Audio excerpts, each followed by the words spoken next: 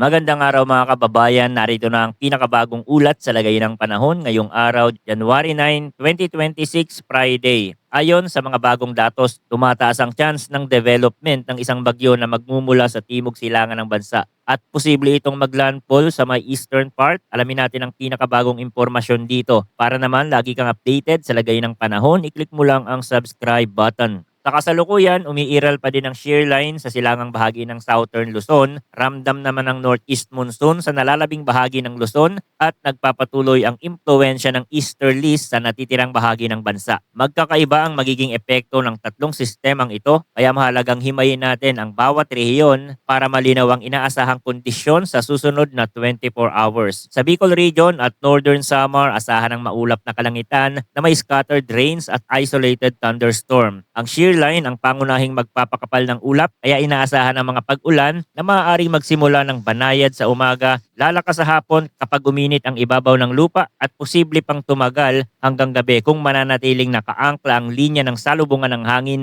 sa silangang baybayin. Sa mga lugar na nakaharap sa Pacific side, mas maaga ang simula ng ulan dahil diretsong sumasalubong ang moist na hangin sa malamig na bugso na nagmumula sa norte. Sa natitirang bahagi ng Eastern Visayas, maulap na kalangitan na may scattered rains at thunderstorm ang inaasahan dulot ng easterlies. Ang tipikal na takbo rito ay mas maaraw o maliwanag sa umaga at tanghali. Pagkatapos ay uusbong ang mga thunderstorm cells mula hapon hanggang gabi. Kapag nagtipon ng init at halumigmig, mabilis ang paglaki ng mga ulap kapag may convergence sa baybayin at may kaakibat na biglaang pagbuhos, pagkulog at pagkidlat bago muling humupa sa kalaliman ng gabi. Kung may mabubuong cloud circulation na malapit sa baybayin, posibleng magkaroon ng magkakasunod na ulang may maikling pagitan. Para sa Aurora, Bulacan, Laguna, Rizal at Quezon, maghapon na maulap na may mga pag-ulan ang tema ng panahon sa ilalim ng northeast monsoon. Amihan type ang ulan dito, ibig sabihin mas stratiform o tuloy-tuloy na mahina hanggang katamtaman. Hindi kasing lakas ng thunderstorm, ngunit maaari pa ring maging paiba-iba ang paghina at paglakas depende sa dami ng moisture na sinasalo ng Sierra Madre at ng mga gulod ng Calabarzon. Kapag humangin ng mas malakas mula northeast, may mga oras na mas lalo pang lalaki ang low cloud deck at bababa ang visibility sa mga matataas na lugar.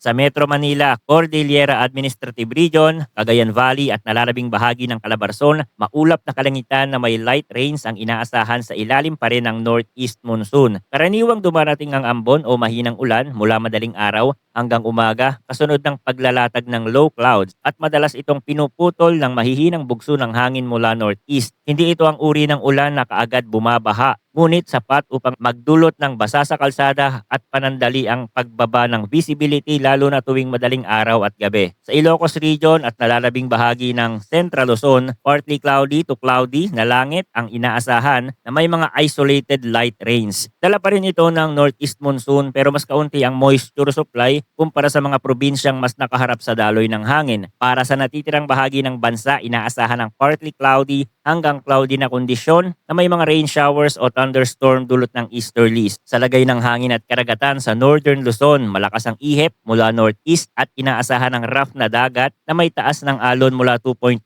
hanggang 4 meters. Sa natitirang bahagi ng Luzon at sa silangang section ng Visayas, katamtaman hanggang malakas ang hangin mula northeast na magdudulot ng moderate to rough na dagat sa pagitan ng 1.5 hanggang 3.4 meters. Sa natitirang bahagi ng bansa, banayad hanggang katamtaman ng hangin mula northeast at bahagyang lumiliko sa east kaya slight to moderate ang dagat sa pagitan ng 0.6 hanggang 2.5 meters. Kung may malapit na thunderstorm outflow, pansamantalang tataas ang wind waves at pwedeng maging choppy ang dagat kahit sa mga karaniwang payapang lugar. Tungo naman sa tropical cyclone update na inilabas ng Pag-asa para sa week 2 mula January 14 hanggang January 20, 2026, ipinapahiwatig ng mga modelo na may mabubuong TCLV2 sa silangang hangganan ng TICAD na may mababang posibilidad ng pag-unlad bilang ganap na tropical cyclone. Sinasabi din sa forecast na papasok ito sa PAR at kikilos pakanluran, hilagang kanluran patungo sa silangang Mindanao at Eastern Visayas. Sa ganitong senaryo, ang unang mararamdaman ay ang paghigop ng moisture sa Pacific side kasunod ang pagtiksik ng rain bands bago pa man maging malinaw kung tuloy ang pag-unlad sa isang tropical depression. depression. Gamit ang GFS model ayon sa bagong datos, lilitaw ang low pressure system sa timog silangan ng Mindanao sa paligid ng January 13, Tuesday. Inaasahan ang galaw nito ay pahilagang kanluran habang dahan-dahang lumalakas. Sa pinakabagong pulse ng datos, posible ang development hanggang tropical depression level.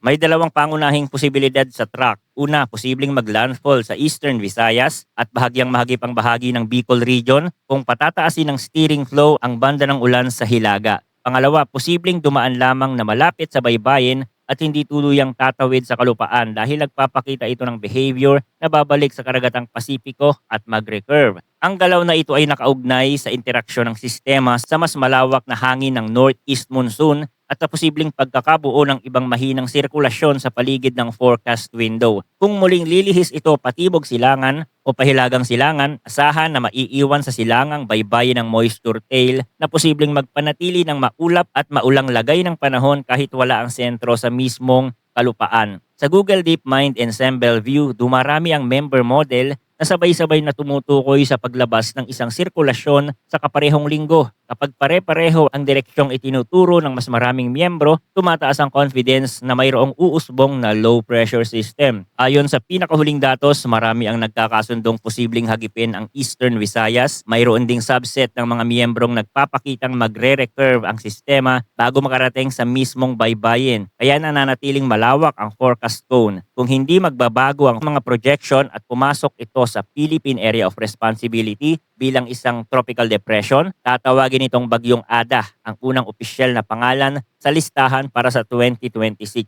So uulitin natin sa Bicol Region at Northern Samar, maulap na may scattered rains at may chance ng thunderstorms sa ilalim ng shear line. Sa natitirang bahagi ng Eastern Visayas, maulap na may scattered rains at thunderstorm dahil sa easterlies at kadalasang hapon hanggang gabi ang pinakamalakas na buhos. Sa Aurora, Bulacan, Laguna, Rizal at Quezon, tuloy-tuloy ang maulap na kalangitan na may mga pag-ulan dala ng amihan. Sa Metro Manila, Cordillera Administrative Region, Cagayan Valley at natitirang bahagi ng Calabarzon, light rains sa ilalim ng amihan at sa Ilocos Region at nalalabing bahagi ng Central Luzon, partly cloudy to cloudy na may isolated light rains. Sa natitirang bahagi ng bansa, partly cloudy hanggang cloudy na may panakanakang thunderstorm dulot ng easterlies. Sa hangin at dagat, malakas ang northeast sa Hilagang Luzon na may rough seas mula 2.8 hanggang 4 meters. Katamtaman hanggang malakas sa natitirang bahagi ng Luzon at Silangang Visayas na may 1.5 hanggang 3.4 meters at banayad hanggang katamtaman sa natitirang bahagi ng bansa na may 0.6